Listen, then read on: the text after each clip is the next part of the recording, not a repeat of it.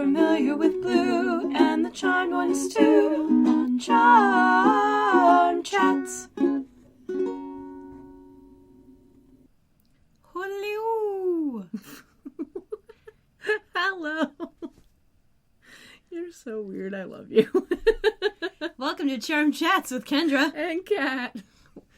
Oh, man. We are covering episode 317, Pre-Witched. This one aired on March 22nd, 2001. Oh, yeah. Oh, yeah. This is an interesting episode because by the title, you can tell that we're going to get flashbacks. Mm-hmm. And oh, boy, do we. Oh, boy, do we. I did not remember this episode, except for, I think there was, like, the very opening moment. Like, this very first opening scene was the only bit of this episode that I remembered. Well, because it's Piper and Leo. Yes. Yes. You are so predictable. I know. I've been waiting for this episode. I forgot what, like, the A plot was, but I knew the B plot was a bunch of flashbacks with Grams. Yeah. And bad wigs. Yeah. And I've been waiting to see those wigs again. Because, they're as bad as I remember. They're worse than I remembered. Yeah. Because now I have a more accurate wigdar. Which is what Matt Gorley calls it. All right. He has a really good wigdar. He knows. I have consulted him on several ones. Where I'm just like, this doesn't look real. Hey, Matt? And he's like, oh, that's real. Yeah, that's fine. Hey, you know, who knows? Mm-hmm. Anyway, so yeah, I did not remember most of this episode, but I enjoyed it while I was watching it. It's quite fun. Mm-hmm. And there's a lot of little things that happened during this episode where I was like, oh, okay. Like, there's a lot of things that are setting stuff up for later in a way that when I first watched it, I didn't notice because, you know, it was setting stuff up for later. But now going back and rewatching it, I'm going, oh, okay, I see how that's going to come back later and whatever. And even if I don't remember all of the series, there are still little bits. And I probably missed a bunch of them because I don't remember things. But there was definitely a few things in here where I was like, oh, okay. Yeah. So it's going to be interesting. So let's just get right on into it, shall we? Yes. All right. So we start out inside the main bathroom at the manor. Piper and Leo are in the shower, giggling, and the room is filled with steam, and there are lit candles on the counter for some reason, because that's safe. Piper, though naked, is still wearing that diamond necklace. Do you want a rusty necklace? Because that's how you get a rusty necklace. Yeah. I know from experience. Don't wear your jewelry in the shower. Like, no. Or, you know, not even so much rusty necklace. It accidentally falls off and now it falls down the drain and you no longer have it. Yeah. And it's in the frickin' shower, so there's no getting that back. Yeah. Like, there's no your shampoo strips all the sterling silver off of it and it is now merely copper. Yeah. It's no bueno. No. Piper is excited that they're finally alone. Leo jokes about moving their stuff into the bathroom so no one will bother them, and they kiss. Then there's a knock on the door, and Phoebe walks in, covering her eyes. And talking about how she can't see anything. She definitely can't see anything. Yeah. She's wearing an orange dress with a blue trim line under the bust and at the neck. And most of the dress seems to be like a patterned silk, but the part at the bust and the front, like the top, the bit between the blue trim lines on the front is a completely different cloth. It's like, it looks like it's a jersey fabric. It's very weird, but it doesn't look bad. It's just weird.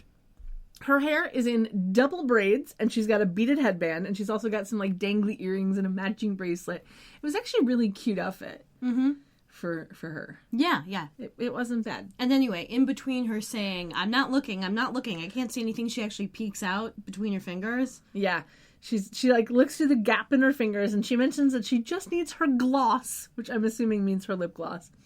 Piper then yells at her. Phoebe apologizes and then asks if they were in the middle of, but stops herself. Yeah, Piper says, not yet, and yells at her to get out. So Phoebe gets her gloss out of a random drawer and awkwardly heads toward the door. Piper tells her to watch out as Phoebe runs into the wall. So apparently now she's not looking. Yeah, she finally makes her way out of the bathroom, and we have a bit of a time jump. We're now in Piper's room. Piper and Leo are in the robes. His is a gray checkered, hers is white and blue. Super cute. Prue knocks and then immediately walks in and asks if they've seen her keys. She's in a white tank top and black pants. She's also wearing a black bra, as we can tell by the straps, and it must have been cold that day because even through the bra, her nipples are on display. Woot woot. Piper says that she hasn't seen the keys and then basically tells Prue to get out. Prue's like, I knocked. And Piper says, yeah, you didn't wait for an answer. Prue apologizes and sheepishly leaves, and then Leo says that they knew what they were getting into, meaning still living in the house. And Piper's like, yeah, maybe we should get out. Leo asks what she means, and we get a little bit of exposition from Piper. We learn that before they all had their powers, she and Prue shared an apartment in North Beach, which is a neighborhood in San Francisco. But they gave up that apartment and moved back into the manor when Grams got sick. She says that they gave up the apartment to some friends that she still keeps in touch with because she is a good person. Leo asks if he should be taking notes, which I thought was kind of funny. Yeah, and Piper says that the friends are now moving out of that apartment and would give her and Leo first shot at taking over the lease.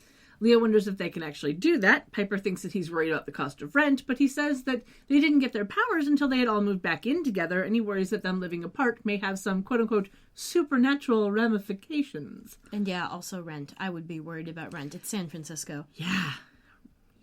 Even back then, it was expensive. Yeah.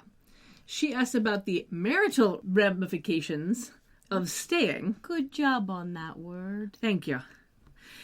Because she thinks that it might be a sign that the apartment is up for grabs now. They do some kissies, and Piper wonders about the odds of moving before the next demon attacks. In this show, I'd say not good. Definitely not good. Yeah. So then we get a lovely shot. A lovely shot of a waxing crescent moon. Unless this shot happened to be taken in the southern hemisphere, and then it would be a waning crescent moon. Yes. But, whatever. I will link to the wiki for lunar phases for anyone who wants to check that out. And you can be sure that I will mention the moon again in this episode. Oh, I bet. We find ourselves inside a witch's apartment. Said witch is kneeling in front of her altar, and there are 5 candles on the floor around her. She starts chanting, and then the candles start floating. And as we were shown her face, I immediately recognized her. So I'm going to tell you about the actress, even though I don't think we ever actually get a name for the character. I don't think we do either. Yeah. According to IMDb, the name of the character is Ariel. She is played... Thank you. Hashtag not sponsored. Hashtag no copyright issues, please. She is played by Sherry Salm, who was born in Dayton, Ohio in 1974. Her first IMDb credit is from 1996, but her breakout gig was actually in 1997 on a show called Sunset Beach. It was a soap opera that only aired from 1997 to 1999. But it was a soap opera. More recently, though, people would probably recognize her from the show The Fosters. So then Sunset Beach probably only had like 200 episodes. I don't know, actually. I'm joking. It only ran for 2 years. That's like, what, 200 episodes for... I want to say it was 500 and something. Oh, god damn. I was trying to make a joke. I know, but I want to say... 756 episodes. Fuck. That's literally every day. So there you go. 756 episodes is what Sunset Beach ran for. But yeah, so more recently, people might recognize her from the show The Fosters, where she plays one of the lesbian mothers. Yay! So there you go. Anyway, she's wearing a lovely little dark brown dress under a lighter brown, like, open knit sweater. Yeah, it looks super comfy. It does. And, like, the sweater has, like, bell sleeves. Yeah, it's really cool. Super duper comfy. And as she chants, we are given a POV shot from a very low angle with a bit of shaky cam. That approaches her, and then we cut back to show her black cat jumping into her lap, freaks her out, and the candles all fall straight down to the ground. None of them fall over. Yeah, she tells the cat that he gave her a fright, which, let me tell you, nobody talks like that. Nope. You gave me a fright. No. They do this thing in this show where they show, like, established witches who have, like, all of the ritual down and shit, and they all have this really peculiar way of talking. that is literally just based off of other fictional witches. Yeah. And it's very annoying, because, like, no, they're modern. They would, like, the ritual might be in ye old language. Yeah. But them just talking wouldn't be like that. Yeah. So dumb. Yeah. No, you say, you startled me, or you frightened me. Like not that, you gave me a fright. Like that one witch with Steve Valentine, where she's, like, doing a deflection thing, and the way she's talking is super stilted and, like, formal. And I'm like, no, not so much. Not so much. People talk like people. Yeah. Anyway, so she tells off the cat, whose name is apparently Shadow, and the cat walks away. She continues chanting, and then Shadow jumps on a mantle, I think. Yeah, it looked like a bar or a mantle or something. It was sort of shelf typey thing, yeah. And it was a ledge-type shelf. Yeah. He knocks down a bottle of a brownish liquid, breaking the glass and spilling the contents all over the floor mat. She questions the cat of, like, why are you doing this kind of thing? And we hear the sound of her chanting continuing for an extra second, even though she's no longer chanting. Yep. Just saying. Shadow then moves over and knocks a different bottle of brown liquid off of the edge, again breaking it and spilling the contents onto the previous bottle. And then he hisses at her. Yeah, and then she starts begging him to stop. Yeah, as another bottle, this one is filled with a black liquid, gets pushed closer to the edge. She cries out, "No!" And he continues, finally pushing it off the ledge with his paw. It smashes to the floor, and then he jumps down to the floor and stands in the liquid. And we get a white, grayish mist surrounding him, and it changes, this cat changes into a human man as she looks on in stunned silence. This guy is wearing black pants, a black shirt, and, like, a long black jacket vest things that looks to have, like, velvet arms. It's weird, a little bit gaudy. Mm-hmm. Yeah, a little bit. Yeah. And the first thing he says as a human man is how you know he's a villain. Mm-hmm. Because he says, "Cat got your tongue?" Yeah. And then she screams, and the same white-gray mist kind of appears and swirls around her, and she disappears. Yeah, she seemingly gets sucked into the ground, and lightning seems to be happening outside. It was a whole big thing. Mm-hmm. Anyway, so, Hugh and Shadow is a total that guy. Yeah. His name is W. Earl Brown. He was born in 1963 in Kentucky. His first IMDb credit is from 1991, where he played a paramedic in the movie Backdraft, which I mentioned for a reason. I'll get back to that in a second. He is still acting. Most people might recognize him from the show Deadwood, where he played a character named Dan Doherty. His IMDb bio is kind of funny because he wrote it himself. So the first paragraph, it starts out with, "As a rule, W. Earl Brown does not usually speak of himself in the third person. However, the Internet Movie Database will not accept biographical information written in the first person." And then it goes on to give all the relevant info about his life. And then it ends with, "One other thing of note, because W. Earl Brown gets asked it often, and it seems as hoity-toity as speaking of himself in the third person." And then it goes on to explain the W part of his name. I'll, of course, link to the IMDb so that you can read it for yourself, because it's a good time. So, fun fact about Backdraft. Many of the extras in the film were real Chicago firefighters. And my dad actually knows one of the guys who was in the movie. His name was Ian Navers, and he played the rookie fireman at the end of the movie. He actually had a line and everything, I do believe.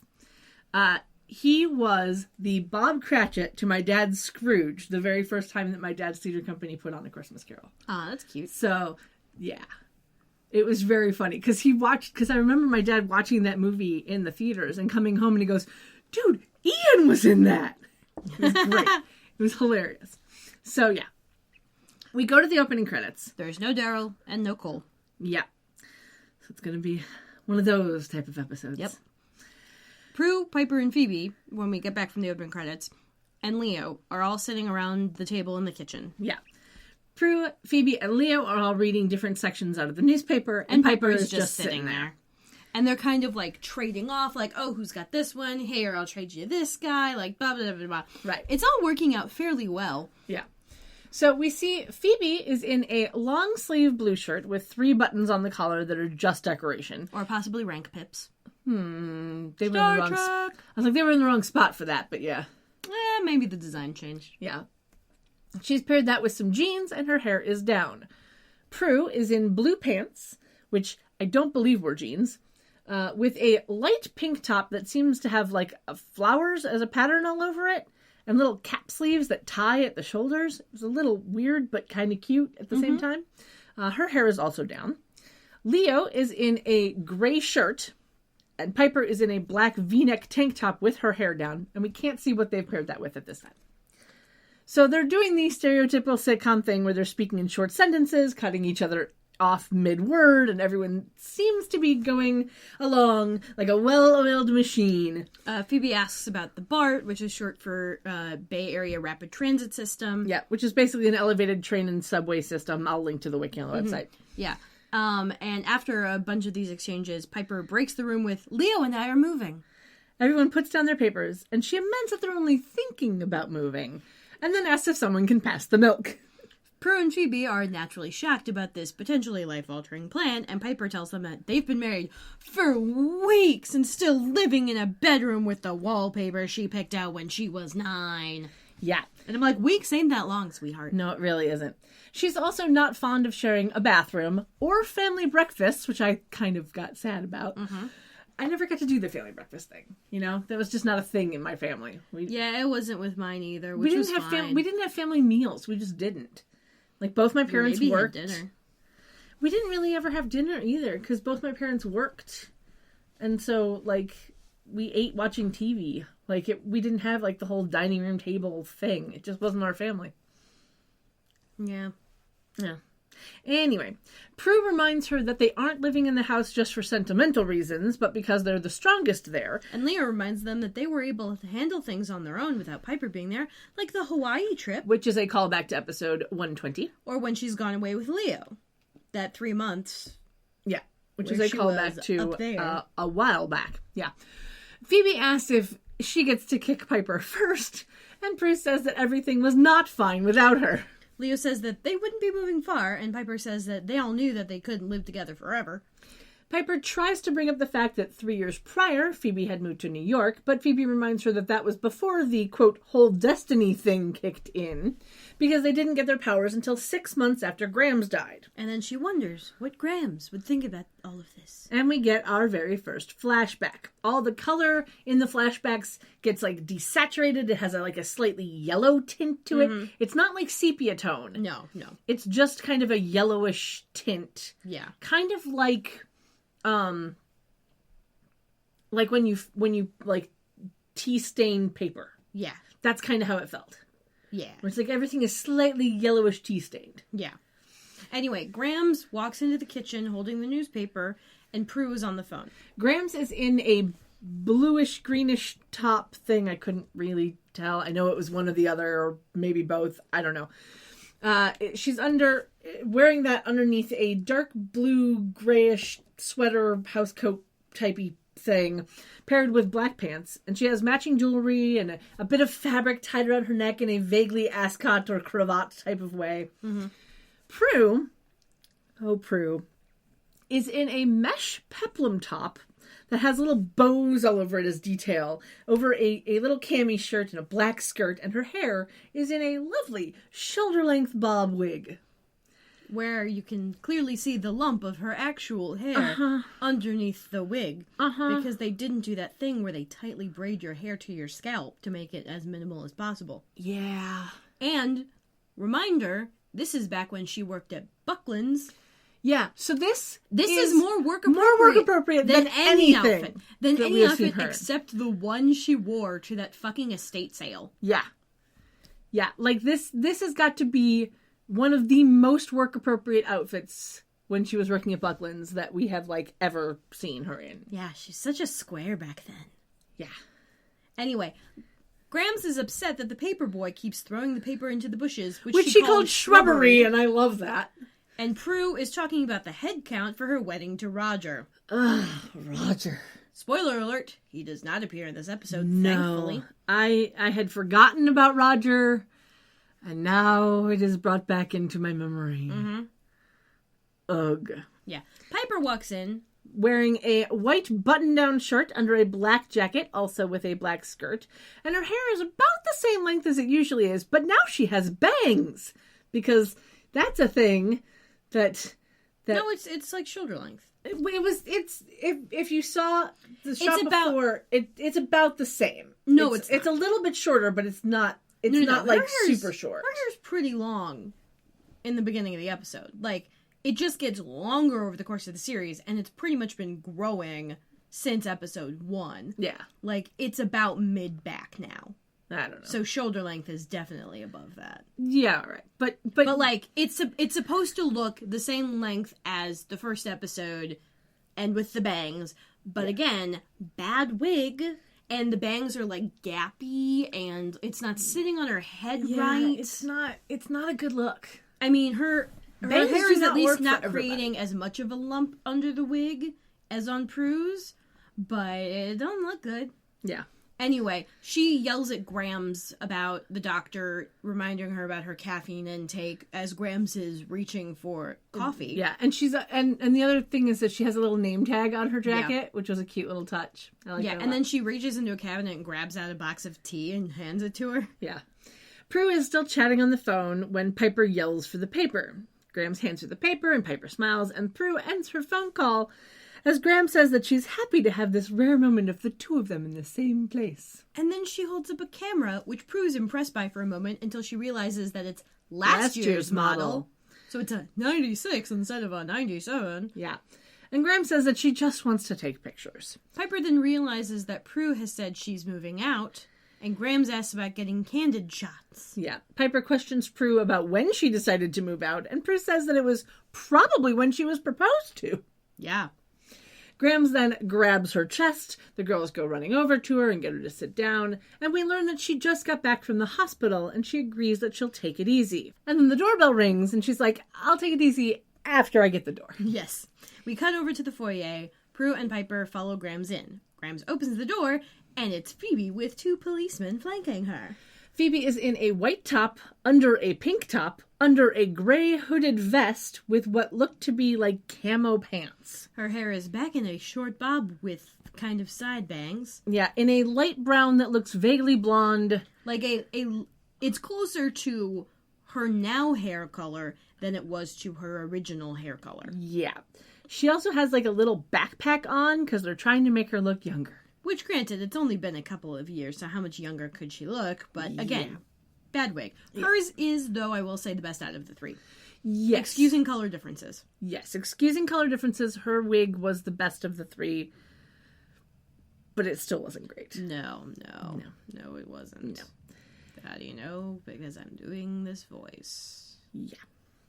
The cop says that Phoebe was caught shoplifting, which Phoebe says is wrong. She says she just forgot to pay for them, and that the store isn't even pressing charges. Which she says like it's a good thing. Yeah.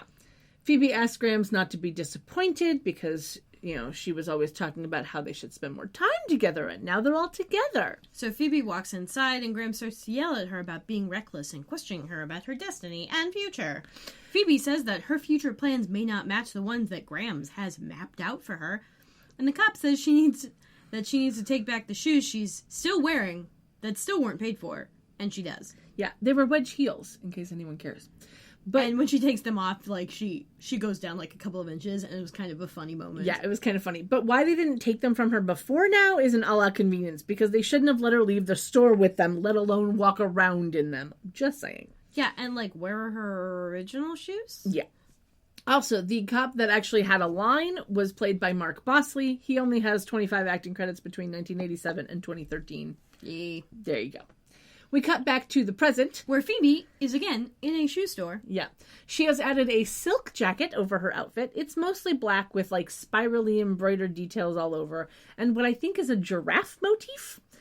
And it has orange cuffs on the sleeves. And we can now see that the blue top she has underneath is a crop top. Because, of course, it is. And this is, of course, a callback to the breakfast scene where she had mentioned to Prue that she was going to go shoe shopping, but only window shopping. Right.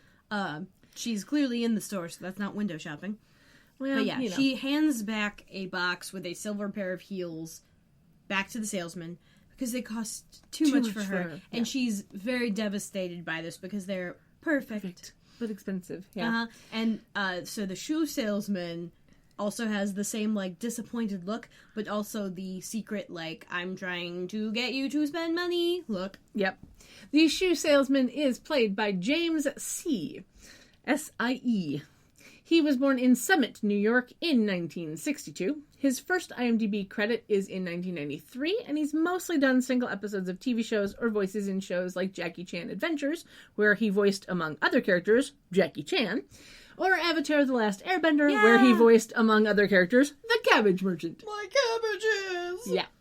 Anyway, Phoebe hands back even more shoes that are also too expensive, and hints that she still wants to see them. And he walks away to go get those shoes. Yes. And then she walks over to a display, picks up a single shoe off of it, and holds it up and says, oh, what about this? Like, what about this one? Yeah, I'll take this one as well. And then, our Shadow behind her walks Shadow and takes the shoe from her.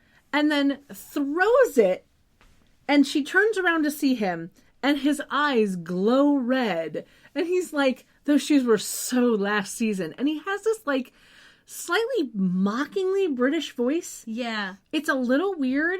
It's a little Carrie Fisher at the beginning of New Hope. Yeah. It's a little contrived, a little put on. It's a little odd, but I kind of enjoy it. And it's just weird that way. Yeah. Anyway, Phoebe swings a punch, and he blocks it and grabs her and flips her over, and then she levitates. And then he levitates her in the air. He puts out a hand and makes her go up. Yeah. She says, down boy, and he drops her to the floor. She says cats can't take direction. Yeah. She asks who he stole that power from, and when he starts to answer, she kicks him and he falls into a chair. And when I say him, I mean a stunt guy in a really bad wig. So many bad wigs. Where did wigs. They get all their wigs this episode? Oh my god, it was horrible. But yeah, she says, I hear spikes are making a comeback, and throws a high-heeled shoe at him. And the heel sticks into his forehead. Yeah. He disappears in a flurry of black orbs that whoosh outward and then inward, and the shoe falls to the floor, and Phoebe is left looking stunned. Mm-hmm. I think it was hilariously funny, though, because he levitated her in the air, and she seemed shocked by the fact that she could levitate. Like, bitch, you have that power! Only for the next season. Yeah, I was going to say, because at this point in time, you still have that power! Anyway. We cut to Piper and Leo walking out of a store called Pack It In. Which could be a packing supplies or a restaurant. Yeah. Yeah. Yeah, but we know that it is a packing supply store because they come out carrying a pile of flattened boxes and a small roll of bubble wrap. Which, that is not enough bubble wrap. No. It was, like, so tiny. Mm-hmm. So tiny. Mm-hmm. I could not for the life of me find an actual store in California, even in LA, called Pack It In. So I think that was a set dressing probably thing. Anyway, this scene is mostly an ADR because it's an outdoor scene. Yep. So there's that. One of those rare outdoorsies. Yep. So we can finally see that she is wearing jeans. She has added a dark purple leather jacket over a lighter purple hoodie on top of her already outfit, on top of her black V-neck top. And he has got khaki pants and a green button-down shirt. Piper thinks they have too many boxes. Leo does not, which is his cute way of saying she has a lot of shit. Yeah. There's a bit more of a chat where she tells him that she just needs support, and then Shadow walks up to Piper and makes her fly up in the air. She freezes him, and then she lands on the ground. And then on the boxes on her butt. Yep. Shadow starts to fight through her freeze, and she calls out for Leo, and he throws her like a utility knife, like a Stanley knife. Yeah. Like a box cutter type knife. She asks what to do with it, and he motions a stabbing motion toward the warlock. And she's like, no, that's too messy, too violent. But then she stabs him anyway. Because he unfroze. Yeah, because he disappears, does the same wishy orb thing, and then Leo asks if she's okay. And we hop back into a flashback, where the girls are all standing outside the manor, and Grams is trying to take a photo of them on the stairs. Yeah. So, we have seen these outfits before. Phoebe is in a shirt that is kind of sheer pink on the top and black at the bottom, with like a black trim on these small little sleeves, and there's like a pattern over the bust that looks like someone took a roller with white paint and just kind of brushed it over her chest. Mm-hmm. Prue is in light wash jeans and a black vest-like top. She's got a small diamond heart necklace, and now her hair is like has a little bit of flip on the ends. Yeah. Like they took a little curl iron to the ends of that wig. Piper is in white pants and a dusty rose sweater set. Grams is in an orangish reddish outfit and matching jewelry as per usual. Piper is nervously shifting from foot to foot, and all of them seem very awkward. Phoebe and Prue start arguing over something to do with Roger. Ugh, Roger. Mm-hmm. It's basically Prue being suspicious about Phoebe talking to him or something. Yeah. And she's trying to counter with, I'm trying to be nice to the guy. Yeah. He's gonna be family. Mm-hmm.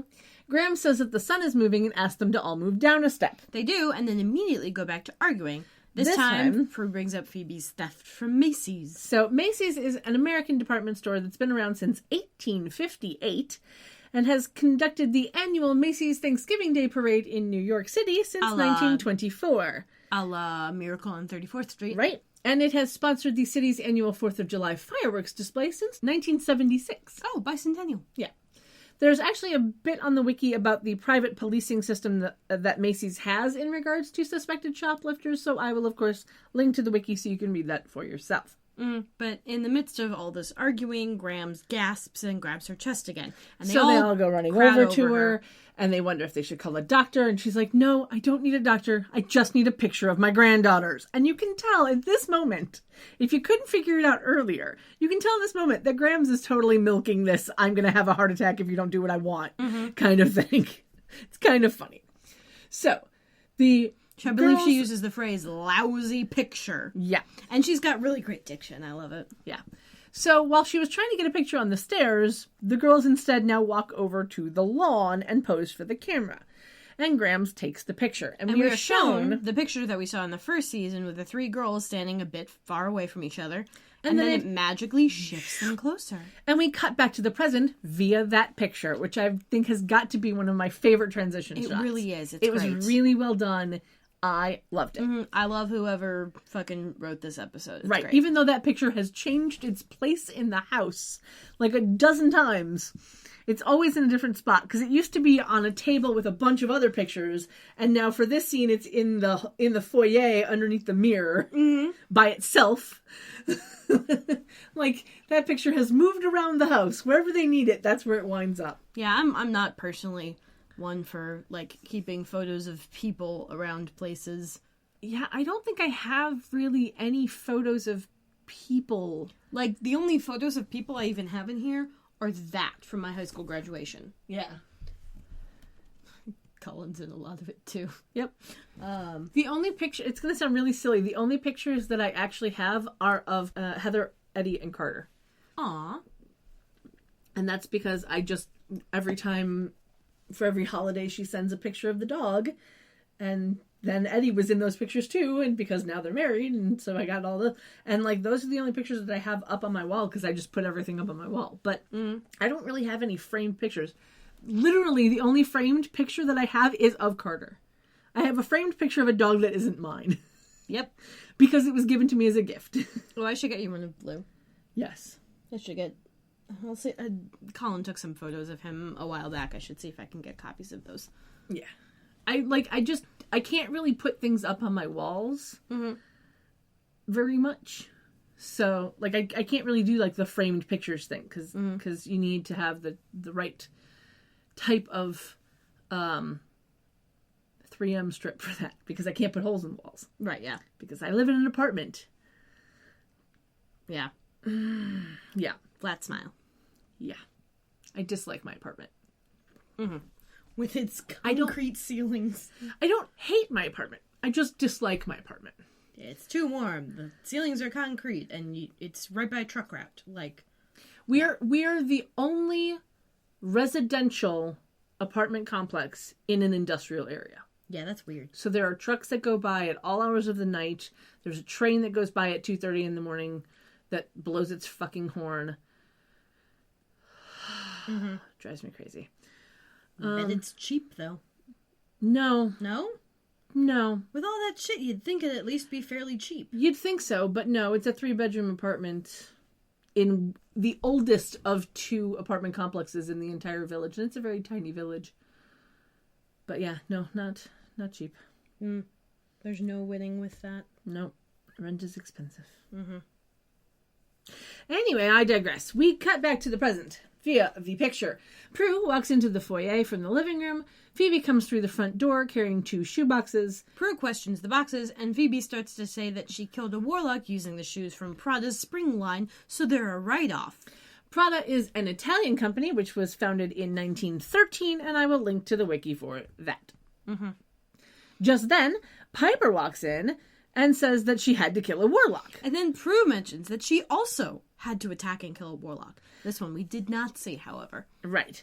The girls try to figure out what's going on, and they find that the warlock had bad teeth, funky clothes, black hair, and bad breath. And so it seems that they all killed the same warlock. Woo! Oh. And then Shadow appears and asks if they want to try again. He makes Piper fly up into the corner of the room, like over the stairs. Yeah, above that landing. Where there is no longer a corner shelf hanging. Call back to last episode with the Seeker dude. Yeah.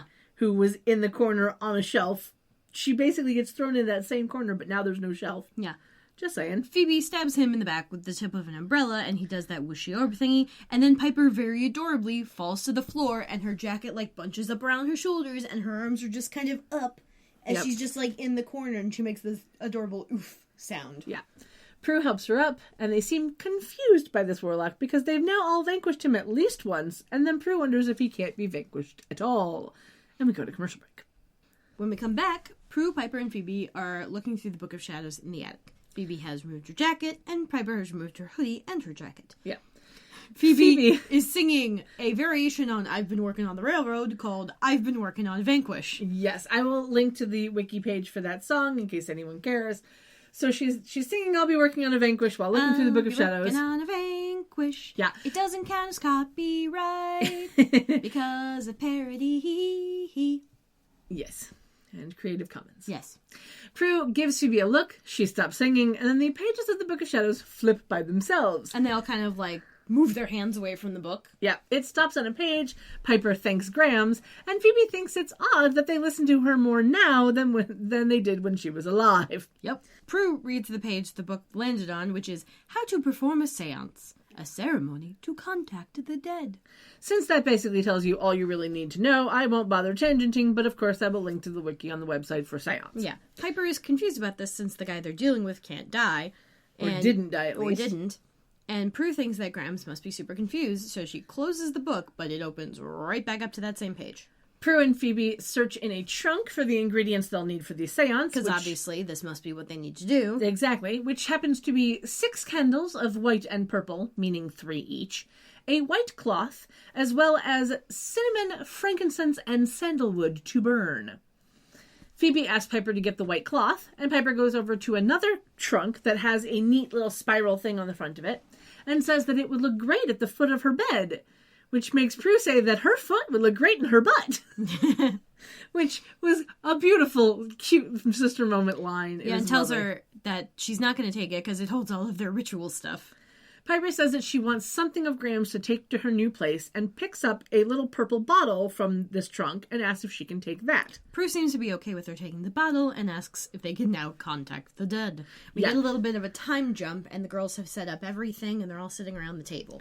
And they speak the spell, which is, Beloved unknown spirit, we seek your guidance. We ask you to commune with us and move among us. It's not a rhyme. Well, it's more of a chant. It's just a lovely thought. Mm-hmm.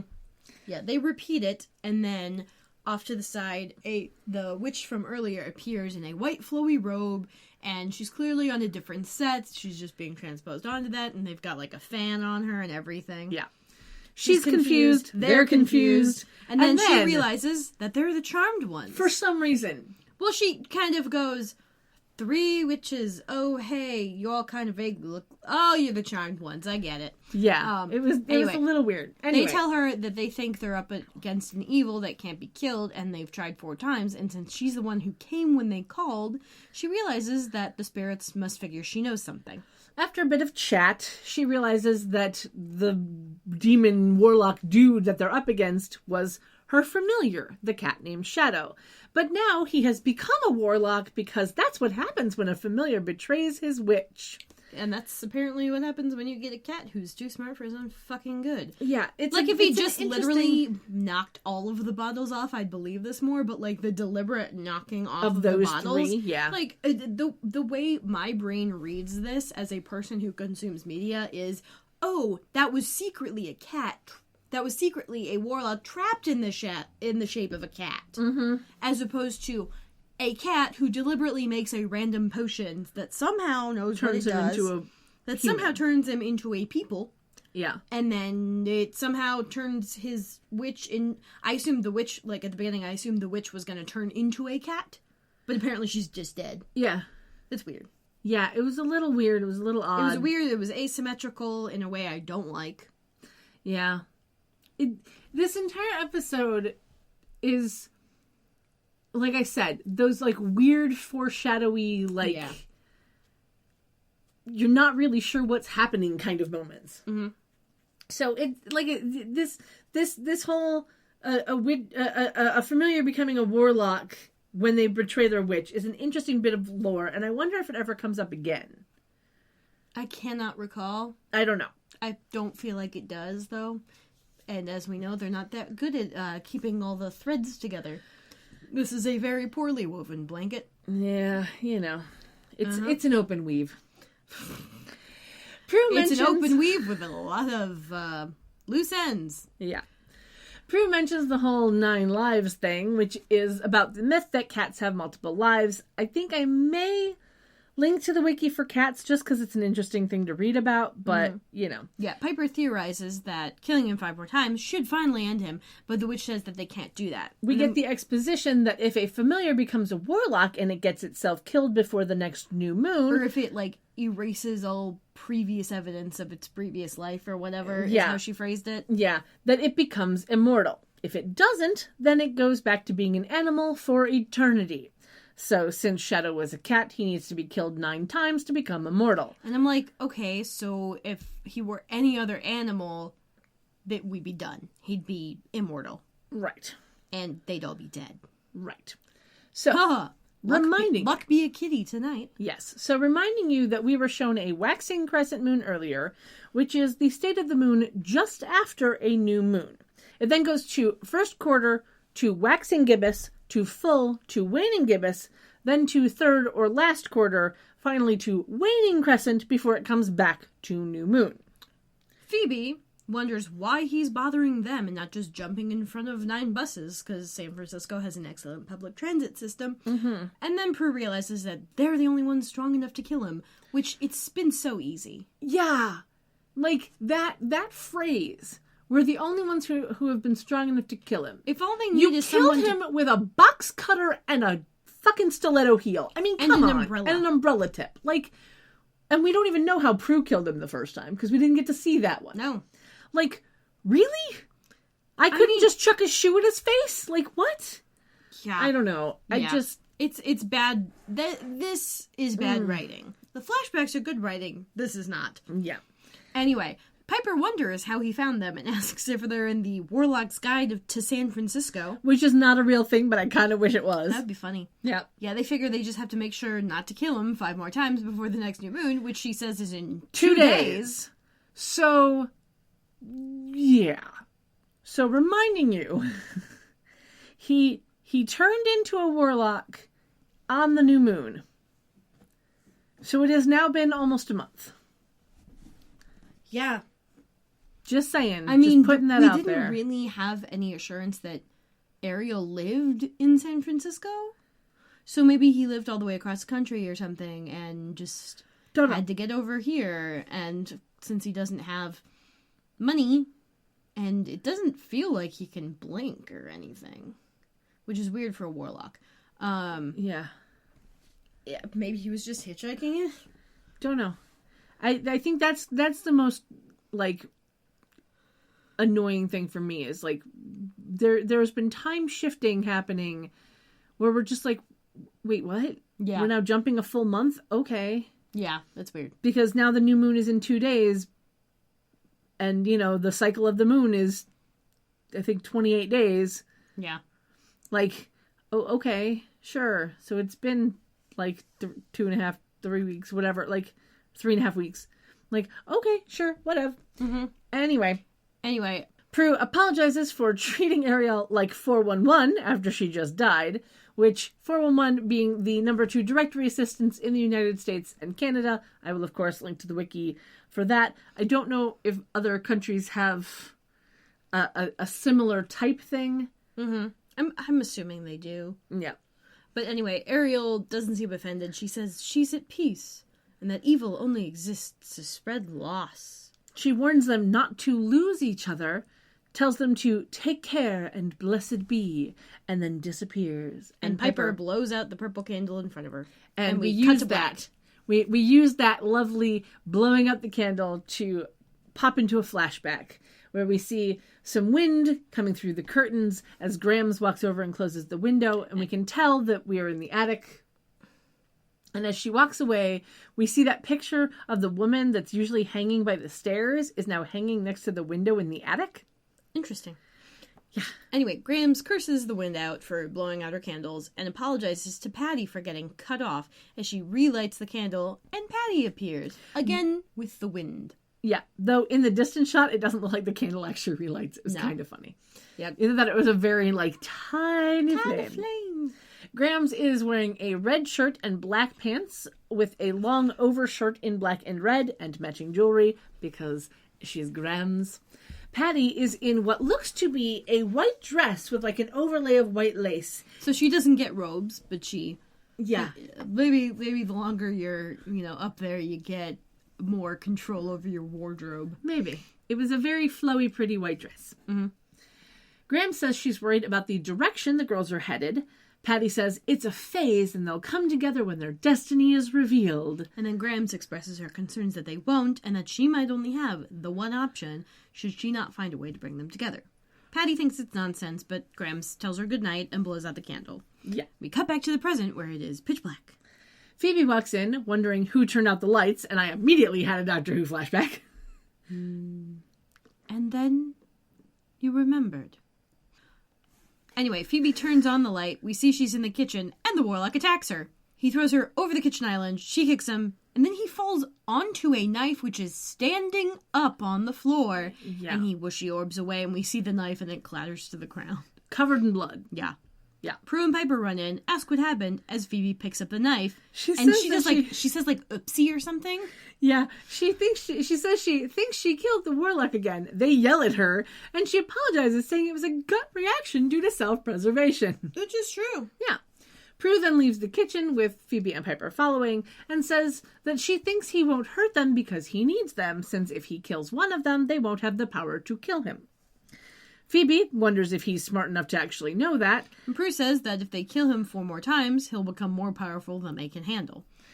Phoebe then sees boxes of Piper's stuff sitting in the foyer and is surprised by it. Piper reminds her that they have lived apart before, and Prue reminds her that their lives were apart before, but it's different now.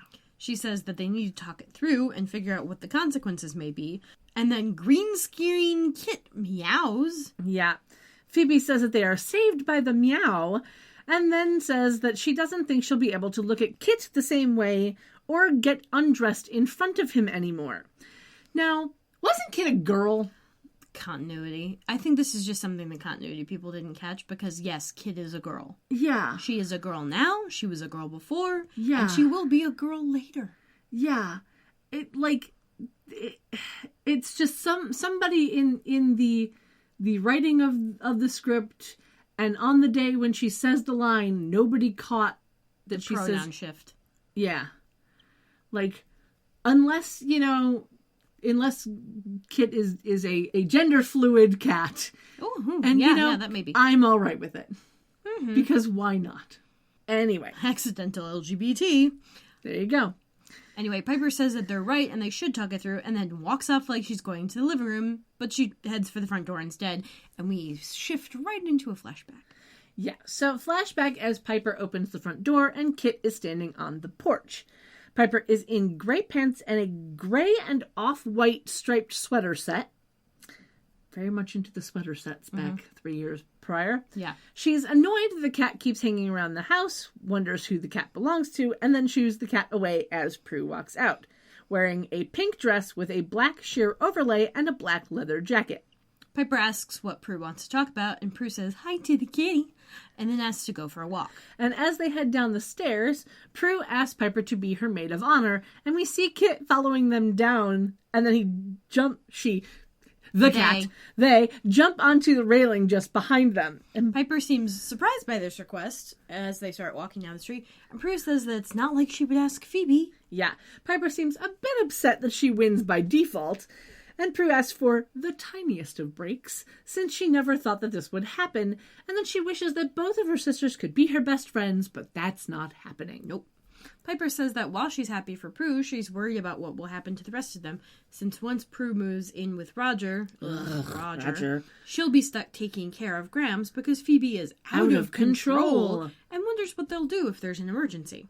Prue reminds her that she won't be so far away that they won't be able to get a hold of her, and Piper realizes that she may just be jealous because Prue is going to have a beautiful wedding to a great guy, and she's worried that she'll never find true love because she's not very good with guys. And then the best comedic timing of the episode, Leo convenience. Walks past. Yeah. In a gray plaid button-down shirt, he bumps into Piper, she apologizes, he says it was his fault and apologizes back, and then Piper looks back at him for a moment, and then continues walking. And then after she's not looking at him anymore, Leo, still staring at her, orbs out. He doesn't even look around. Yeah, he doesn't look around at all, just orbs out, and we watch as the orbs go into the sky. And then we cut back to the present.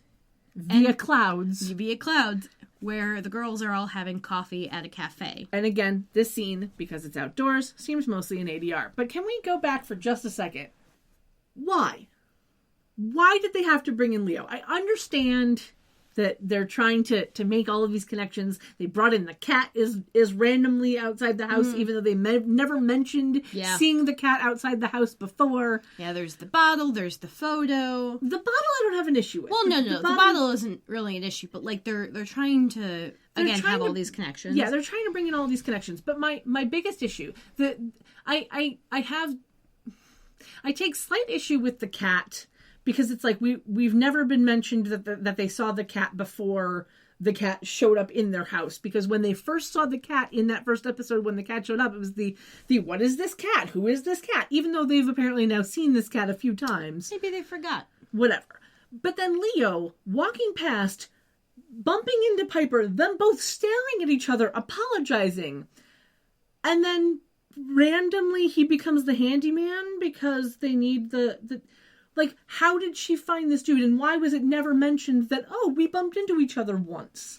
Again, he looks 6 months ago. Yeah. They forgot. Yeah. They just forgot. Yeah, I think that's the in-universe explanation. Yeah. But I think that's the biggest thing for me, is even if there had been just a slight mention of, he looks familiar, like, then I'd have been okay with it. You know what I mean? Like, even if it was just a passing thing in the very first episode, pilot episode... Whatever. Well, in the pilot episode, they didn't know they were going to write this shit. Right. But, like, you know, when they brought in whatever... And I understand, like, when they first brought in Leo, he wasn't meant to be a recurring character. But people loved him, and so they kept bringing him back. Yeah. But I think that's my biggest thing, is, like, why bring him in? There's no real reason. Because they wanted to. Because they wanted to. I think it would have been better for me personally had they not bumped into each other. Had he just been watching them from, you know, behind a tree or something. Like, if he had noticed them but they didn't notice him, I'd have been okay with it. You know? Or if they had just walked by and he was sitting on a bench reading the paper. You know, something like that, where he notices them but they don't notice him. Then I'd have been okay with it. Yeah. Because he's supposed to have been watching them. Yeah. Which is fine.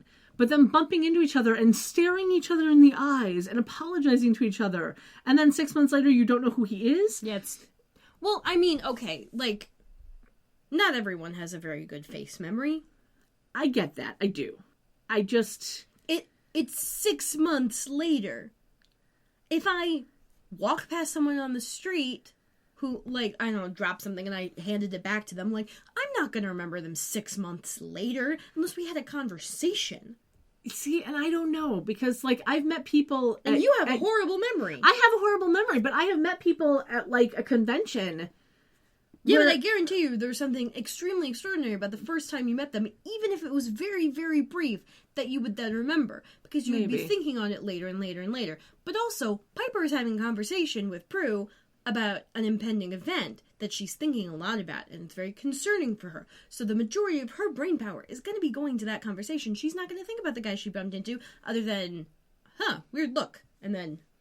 Maybe. I don't know.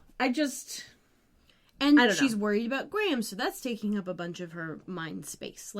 I get that she wouldn't...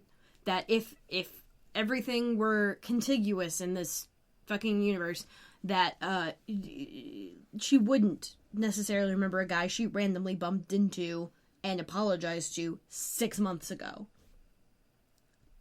I guess. I don't know. Like I said, I think it would have been... Now, if it were Steve Valentine, I would have remembered that.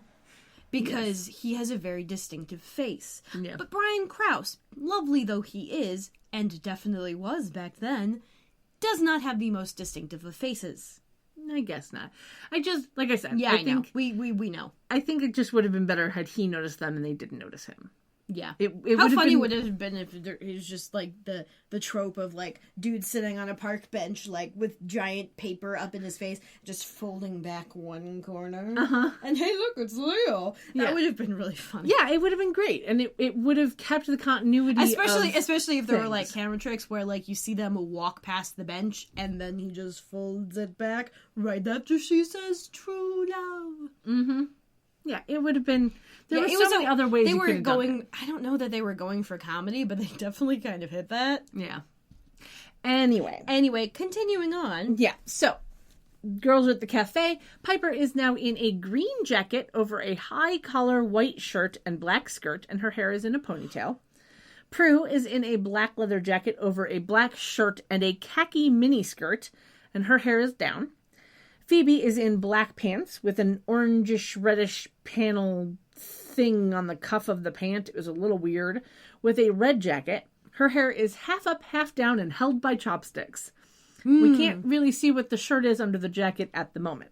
Yeah, Piper says that just because she's moving out doesn't mean they can't still hang out, because she doesn't want to be one of those old married lepers that nobody thinks is fun anymore. Prue jokes that Piper has never been fun. And Piper replies, she's always been fun, but now is Mrs. Fun. Yeah.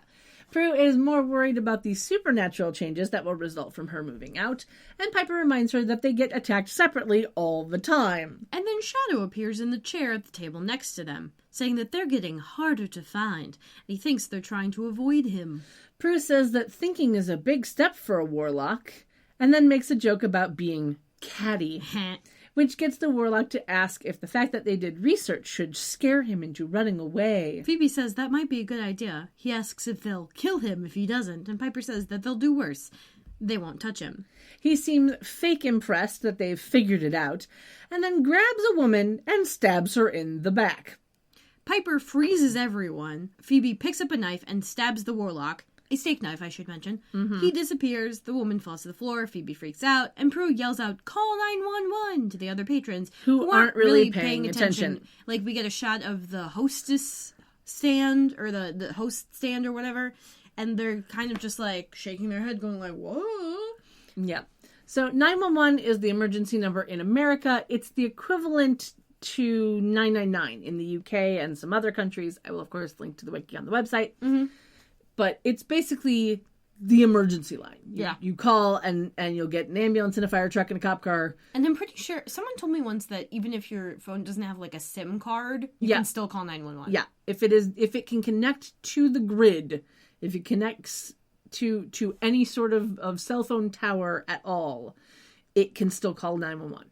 When I found out one day accidentally, because I was trying to change my volume, but I was pushing the button on the wrong side of the phone, so I was pushing my power button off and a lot, and then it started doing an SOS thing, and I'm like, no, I don't want to do that. Yeah, the iPhone has a really cool feature where if you multi-press the power button, we can call emergency services for you kind of thing, which is they also have even if you can't unlock the phone, you can still call 911. Yeah. But it'll only call emergency numbers. It won't let you, call your mom or whatever. Yeah, no. It basically only lets you call 911.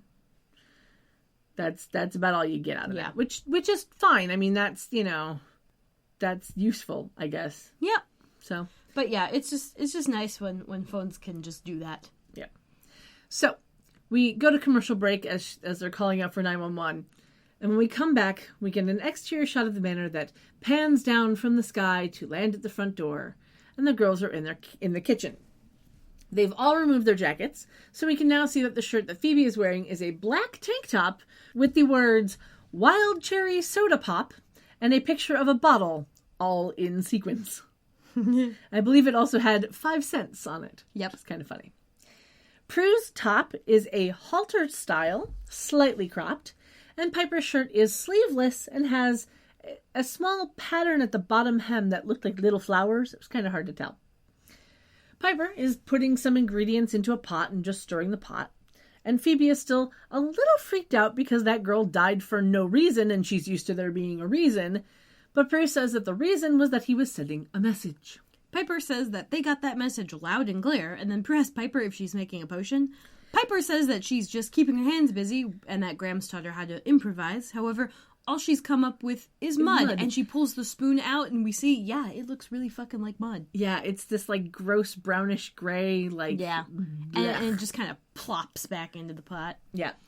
Phoebe wonders how they kill a warlock that they know they shouldn't be killing, and Prue says that they've only got 3 more chances to figure it out. Piper then holds up a white rose and slow-mo drops it into the pot. Yeah. We pop into flashback as we see a white rose fall into a pot, though it doesn't seem to be literal. It seems to just be part of the flashback, like, transition shot. Mm-hmm. And we see Grams in the kitchen stirring a pot. She is now in a sheer black top over a black sleeveless turtleneck. Piper walks in wearing the same outfit that we saw in the last flashback, the striped outfit. She says she's going to finish making the brownies and that Grams can't stop her. Graham says that Prue beat her to it, but that she has a backup in the form of double chocolate decadence cake. Piper jokes that decadence is French for don't even think about it, and then asks what Grams is making. Grams kind of shrugs and says she's just keeping her hands busy. Phoebe walks in and gets a key off of the hook. She's wearing a black leather jacket over a white ribbed shirt with black trim. It's a bit hard to describe, as much of Phoebe's outfits tend to be. Mm-hmm. Grams tries to get her to join them, but Phoebe doesn't answer, and when Grams asks where she's headed, Phoebe just replies, "Out," and she leaves. Piper asks if Grams needs a hand, and then throws some ingredients into the pot. Grams smiles and asks how she knew what to add. Piper spouts out something about balance and flavor, and Grams says that she was literally born to cook and wonders why she insists on wasting her time working at a bank. Piper says that her talents don't come with health benefits and that someone in the family has to be practical so that they're able to keep the house and pay for Graham's hospital bills. Which makes me wonder just a little bit about where Prue's money is going, if not to help out. To wedding. I guess. But, like, Prue was being practical working at Buckland's. Prue's going to be moving out, so, like, why would her money go to helping a place she's not living? True. But before this, like... I don't know. Yeah. Whatever. Anyway, Piper says she's sorry if she's being a disappointment. They hug, and Graham says that she never could. Piper says she's doing what she has to do and leaves the room. Graham says that she is too, and fills up a purple bottle with the liquid from the pot and holds it up. And it's the same purple bottle that Piper picked out of the trunk earlier in the episode. Graham says they're not ready. She's got to stop them from becoming... She trails off, and we cut back to the present. And now my question is, okay, so Graham's was making the, like, power stripping potion, presumably. Mm-hmm. Not a binding, just power stripping. Mm-hmm. And Piper adds a random couple of things. First of all, why would this have chocolate in it? That's just weird. Like, Piper adds a couple of things going, oh, this will help the flavor of the cake. What kind of cake starts in a pot? No, see, I don't, no, because Graham said, no, because Graham said that she was It had nothing to do with cake. It was like double chocolate decadence cake. No, but that wasn't what Grams was making. Grams was just keeping her hands busy, quote unquote. So then Piper had no idea what the fuck was in that pot, and she just adds a couple of things for flavor? She looked into the pot, threw some salt in, and said that it would balance out the bitterness of something, and then threw something else in, saying that it would do this something else with the flavor. Like I said, it was a bunch of technical and then wouldn't that fuck up the potion? Because she has no idea? Yeah, not necessarily. Who knows? It's a whole... It's a lot of weird conveniency things. Yeah. Like, okay, I get it. We have to, connect back to Piper's cooking skills because she hasn't yet, like, the pilot has her auditioning to be a sous chef or whatever the fuck. But, like, why... Okay, you have to do that somehow, but then you have to connect it with this... Like, they were trying to cram too many things into one scene. Yeah. And it doesn't quite work out. Yeah. It would have been better had she had two pots going. Yeah. And, like, she had the one that was, like foodstuffs and the other one that was the potion. Mm-hmm. And Piper's putting stuff into the foodstuffs one. And then Grams pulls to put stuff into the bottle from the other. Yeah. Like, that would have been, I'm just keeping my hands busy. I have a couple of pots going. Yeah. Like, that would have been just that one little change, and it would have made a lot of difference. Yeah. There's a lot of little things that should have been changed. Yeah. Mm-hmm. But,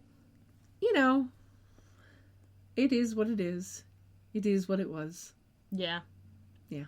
Anyway, we cut back to the present, where Shadow is sitting on the couch, finishing Graham's sentence with "the charmed ones," as the girls walk into the room. Yeah.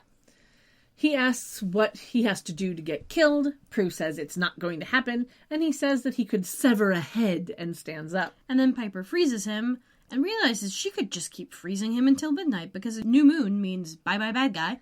And then he fights through her freeze and mentions, I'm going to get better at doing that. Yeah, and he heads toward the door. The girls then run into the foyer. He says he's going to keep killing, but he'll savor the next one. He then asks if they're going to stand back and watch and how many people need to die. Prue says none, uses her power, and flings a letter opener into him. Yeah, he gets stabbed and almost looks orgasmic as he does the whooshy orb thing and disappears. And then she apologizes, and Phoebe's like, you beat me to it. Yeah. I'd have done it if you hadn't. Yeah. 2 lives left. They decide to go look through the Book of Shadows again, hoping to find something new.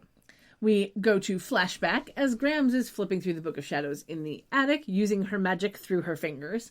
She's now in a tan shirt and matching pajama pants under a black robe with flower detailing on the arms and fringe at the wrists. Patty's spirit is also there in the same white dress as before, and she's asking why Grams is doing what she's doing.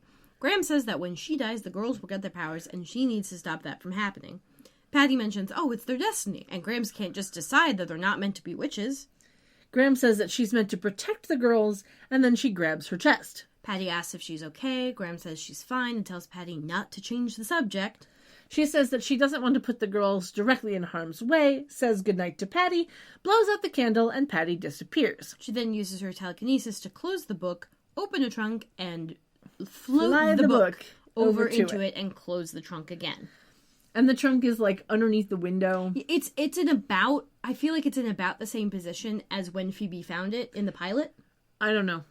Like, I remember Phoebe finding it in the pilot and, like, the...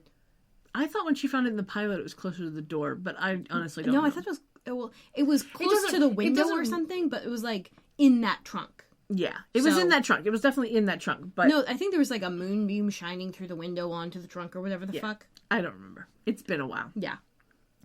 Anyway, she's breathing a little heavy. She picks up that little purple bottle, saying it's now or never, and then walks out of the attic and locks the door. She goes to the stairs, screams out in pain, grabs her chest, drops the bottle, and falls down the stairs, landing at the bottom. Great stunt work, this one. Yeah, and the wig was nice, too. Yeah. Piper runs over to her, yells out for her sisters, they come running up, and we go to commercial break. We come back to Shadow in the attic, screaming in pain. He appears to have been stabbed by something large and pointy, and disappears in the telltale wishy orbs again. Yeah. 8 down, 1 to go. Piper jokes about him leaving a stain, and Phoebe says that death is permanent and is annoyed that he gets to cheat it 9 times. Piper says that cheaters aren't supposed to prosper, and Prue says that if he knew what death was really like, he wouldn't be so eager to do it again. Phoebe asks about showing him, which Piper questions, and they realize that if they can magnify the moment of death where he actually feels pain, it might be enough to really kill him. And since no one else has any other ideas, that's what they're going with. We flash back, and Piper, wearing black pants and a dark long-sleeve shirt, picks up the bottle on the stairs up to the attic. Yeah. Prue comes up wearing a sleeveless black shirt and gray pants. She kind of stands at the bottom of the stairs. She asks if Piper is okay, and she says that she is not, as she has no idea how to deal with all of this, and there's no one left to help them. Prue says that the day's service was beautiful. Piper starts to cry and says that Grams would have liked what Prue said. Prue wonders if Grams hurt her, and Piper says she thinks she did. Yeah. I do wonder why the bottle was, still left on the ground if they've already gone through with the planning and execution of a funeral. Nobody noticed it on the stairs before now. No one goes up to the attic. I know, but, you'd think, paramedics, somebody would have been there's a bottle on the stairs. Maybe she tripped over it. It's dark. Maybe it just blended in or something. Probably happened at night. Not a lot of lighting. Anyway, we cut over to the living room, where Phoebe is sitting on the couch. She is in a black shirt with a filigree pattern on the chest and dark pants. And Prue and Piper come down the stairs. Prue wonders why Gram was in the attic before she died. Phoebe says that she couldn't have been because the attic has been sealed off. But Piper wonders why she was coming down the stairs. Right. Phoebe says that the more important question is what they're doing, since they're all only together because of Grams. Piper says that they can discuss it over dinner as she's making one of Gram's favorite meals. And Prue's I'm supposed to be spending the night with Roger. Ugh. Roger. Yeah. And Phoebe says she's going to leave. Piper asks if she's going out, but Phoebe's no, not out. Away. Yeah. She picks up a jacket and a bag and says her future is not in San Francisco, and all she can bring to the party is trouble, and has decided to see what New York thinks of her. Piper asks about school. Phoebe says that school will still be here if she comes back, and mentions that Grams always said they had a purpose, and thinks that they may have an easier time figuring it out on their own. And then Phoebe leaves, Prue leaves, and we are left with Piper standing in the middle of the room, crying.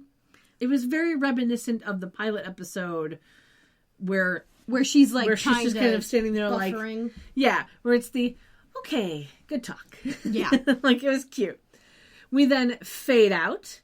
And we get a super cool transition shot of light passing through the windows to show the passage of time. And then the boxes appear at the base of the stairs and we're back in the present. Mm-hmm. It was a really, really nice transition. Yeah. It's my second favorite transition of this episode. Yes. It was nice. Very nice. Anyway, Prue comes out of the living room. Phoebe comes down the stairs. And Piper comes out of the living room. Or the foyer? I don't know. They came from 3 different areas. It was 3 different spots. Reconvergence. Yeah. And they do a roll call to make sure they have the spell, potion, and sharp, painful implement. Which Prue shows as a fireplace poker, which Phoebe says is a nice choice. Prue's yeah, I thought so. We then have a cute sister moment where Piper asks what the confidence level of the plan is, and Phoebe says that on a scale from 1 to 10, 10 being we whoop ass, 1 being he laughs at us while we're on fire and naked, Piper says that she should just lie. Then Shadow bursts in, popping open both of the front doors so that we can see that it's nighttime outside, and says, I love the smell of defeated witch in the evening, which is a play on I love the smell of napalm in the morning from the movie Apocalypse Now. I won't bother tangenting on that movie since I've never actually seen it, but, because I'm me, I'll link to the wiki on the website. Mm-hmm. Prue wants to get it over with. He asks where their manners are. Phoebe says that they lost them when he killed that girl. And then he says that they have something up their sleeve. And Phoebe looks at Prue and Piper and then is hello, sleeveless.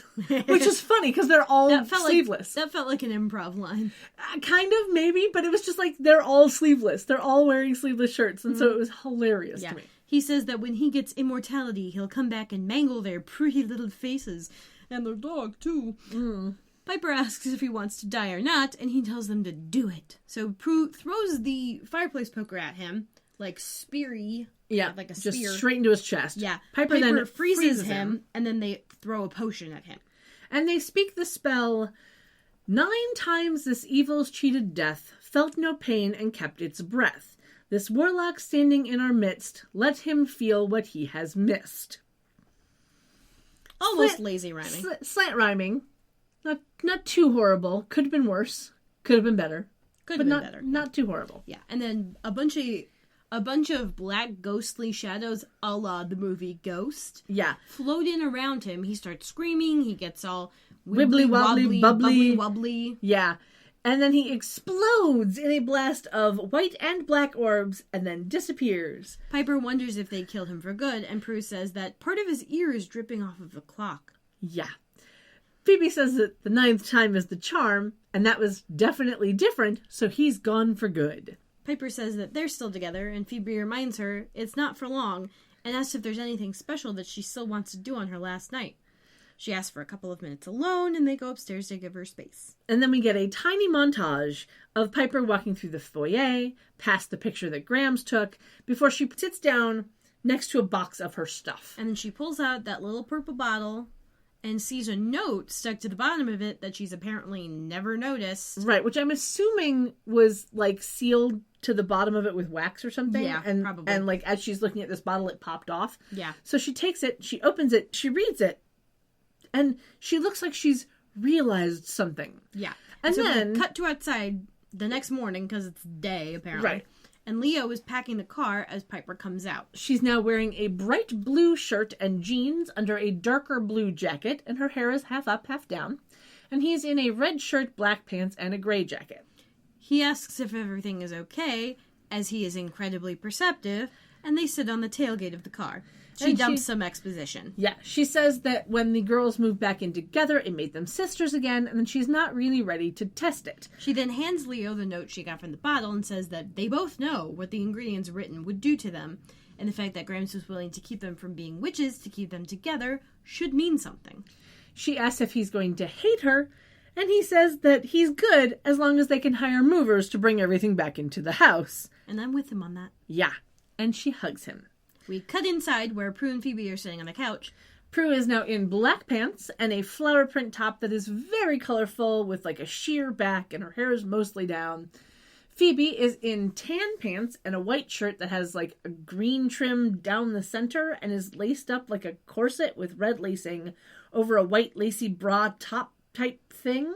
And her hair is up in like a messy bun. Piper walks past, and Prue asks if they can talk to her about something important. So Piper comes around the couch asking if everything is okay. Phoebe says that they're very excited to have her and Leo move back in. Which also means that there's a bit of a time jump. But probably just a couple of hours. Yeah. But that they're going to have to ask her to move out again.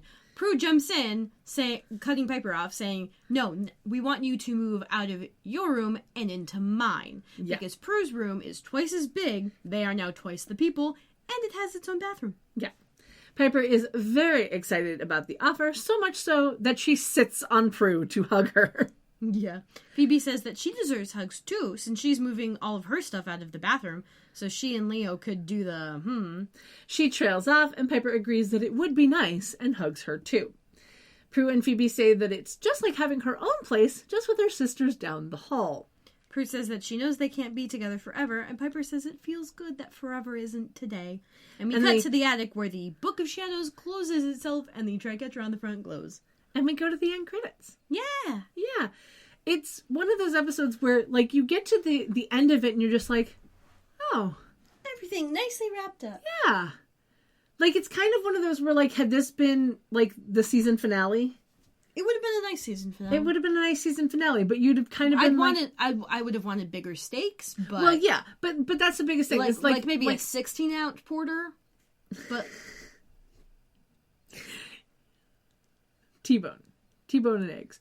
No, but you don't eat red meat. I don't. It's not that I don't, it's that I can't. And it's yes, exactly. Sad. So you don't. It's sad. Some people can't. They still do. Yeah.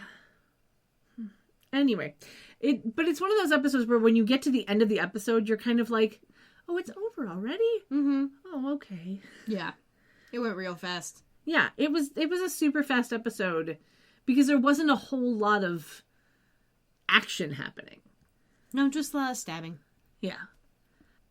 So with our end credits, we are on to the ratings portion of the day. I think I'm going to go first. Yeah, I think you should go first. I am giving this episode a 7 out of 10 foreshadowing flashbacks. You're horning in on my thing, which is that I always alliterate. I know. It was one of those where I wasn't trying to alliterate. It just kind of came out that way. Uh-huh. I think I will give it also a 7 out of 10 Prada punctures. Prada punctures. All right. I like that we both gave this one a 7 out of 10. Mm-hmm. Because it's, like, anything above a 5 out of 10 is something we would want to rewatch. Mm-hmm. And a 7 out of 10 was, like, good, but, could be better. Like, there were a lot of nice moments, but there was a lot of, like, huh? Yeah, there was a lot of moments where it was like, if they had just changed one little thing, it would have been better. Mm-hmm. And so it even with Leo in the episode, it was still only a 7 for me. Yeah. So with our ratings done, that means we are on to our outfits. I'm gonna go with Shadow's outfit. That was fun. For me, I liked Prue's black halter khaki miniskirt. Mm-hmm. Because it's rare that we get to see her in a miniskirt, and a khaki miniskirt at that. Yeah. For Piper, I liked the black skirt, white shirt combo. It was very classic, very nice. Yeah, very restaurant-y. And for Phoebe, I kind of liked the sequined tank top, the wild cherry tank top with the black pants. That was really cute. So, with our ratings done and our outfits done, we are on to social media. As always, you can find everything that we talk about, all of our links and shit, over at charmchats.com. Mm-hmm. If you would like to ask questions or leave some comments or something, you can email us at charmchats@gmail.com. Mm-hmm. We try to be good about checking that every week so we know if someone's emailed us. We try. Mm-hmm. It may take us a little longer than you would hope to get to the email, but I will always reply if we get an email. Mm-hmm. However, the easiest way to get a hold of us is Twitter, because I get that to my phone. So if you do that, I will get that within just a couple of hours usually. Mm-hmm. And on Twitter and Tumblr, we are Charm Chats Pod. Mm-hmm. You can also find us on Facebook and Instagram at Charm Chats. Mm-hmm. And if you are so inclined and would like to help us pay for hosting and shit, head on over to our Patreon, which is patreon.com/charmchats. Yep. Speaking of Patreon, we have a new patron at $1 tier. Thank you so very, very much. Kelly, you are amazing and we love you and we thank you so very much. And we shall now shout your name into the ether. Kelly!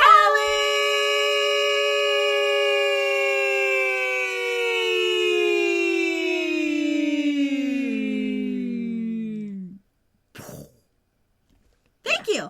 Yeah.